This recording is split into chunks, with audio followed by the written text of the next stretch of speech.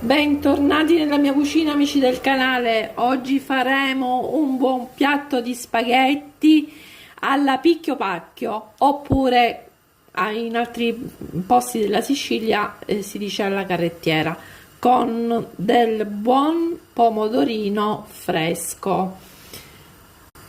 Cominciamo la nostra ricetta mettendo dell'olio in una padellina.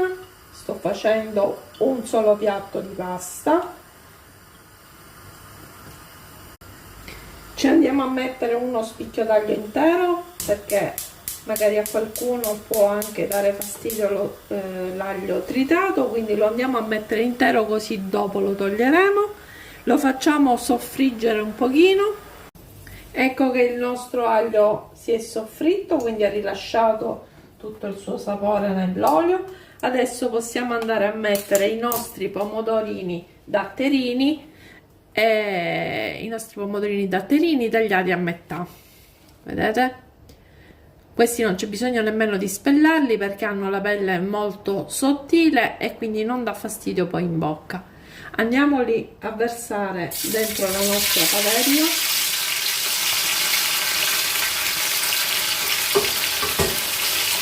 E li faremo appassire.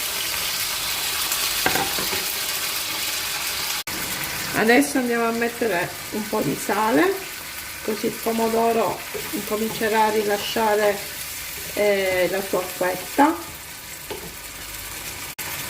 Un po' di zucchero per togliere l'acidità del pomodoro, anche se il datterino è già dolce di suo.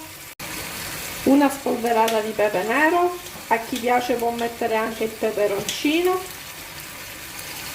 Qualche fogliolina di basilico che ho congelato per mantenerlo sempre al top, perché se no dentro il frigo si sciupa.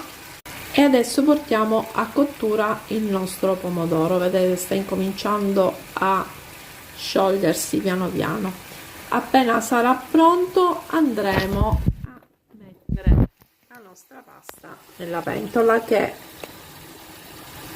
tra un po' bolle. La nostra acqua bolle, l'abbiamo già salata, andiamo a mettere i nostri spaghetti. Intanto ecco qui il nostro pomodoro che è quasi pronto. Appena gli spaghetti saranno pronti li tufferemo dentro. Spaghetti pronti, tuffati nel nostro sughetto alla picchi pacchi. Facciamo amalgamare un po' il tutto e andiamo ad impiattare. Ed ecco qui il nostro splendido piatto.